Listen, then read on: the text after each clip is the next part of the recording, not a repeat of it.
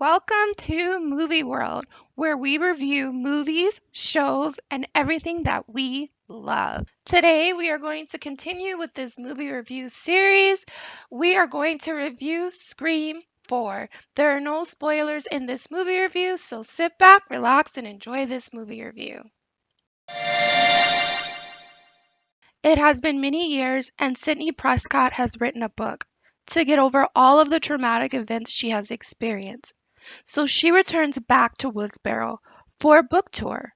But the Ghostface killer also returns to cut another chapter in a deadly path of killings. That's a brief summary of the movie. Now let's get into the pros and cons of this movie. Let's get into these pros. One thing that I really liked about this movie is the legacy characters and the new characters. I felt like they merged very well together.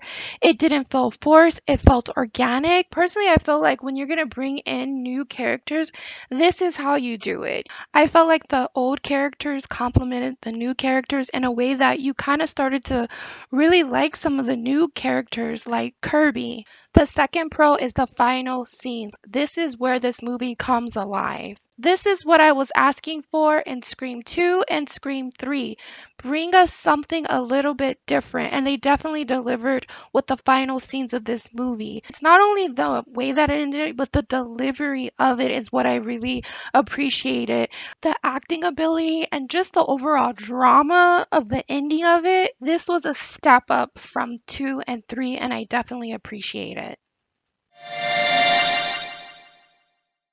One con that I will say about this movie is that it just wasn't that scary, which is kind of surprising because we're dealing with Wes, the Freddy Krueger director. He knows how to do scary, but it just wasn't that scary. Starting it off with the way that it was filmed with that glowy light in the back and I know he had reasonings behind it, but just little subtle things like that made the movie not that scary because with that bright glowy light, when things got dim, I could kind of anticipate when the killer was coming. Even the opening scene, which is his signature scene that draws you into the movie, yes, it was shocking. Yes, it was something different.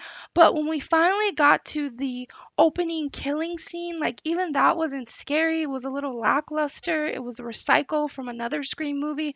And so I don't know. I just didn't get that scary factor from this movie, but this movie makes up for all of that toward the end of the movie. So if you can just hang in there toward the end of the movie, this movie delivers. I rate Scream 4 a 9.6, a 96%. Definitely a step up. This movie gave the fans what they were looking for. They got back to the basics. Wes and Kevin had plans to make a Scream 5 and Scream 6, but unfortunately, this movie just didn't do well at the box office, so they never got a chance to make that happen. But I will say this, because this will be my last review with Wes Craven being the director of the Scream movies, because unfortunately he passed away in 2015. I always wanted them to bring back our favorite legacy Ghostface, and his name starts with an S, and I think Scream fans know exactly who I'm talking about. And if they would have done this, the Scream fans would have went crazy. The perfect time for them to have done this would have been Scream 2. And you know what? I always thought if Halloween could figure out a way to bring back Michael, I never understood why they couldn't figure out a way to bring back our legacy Ghostface killer.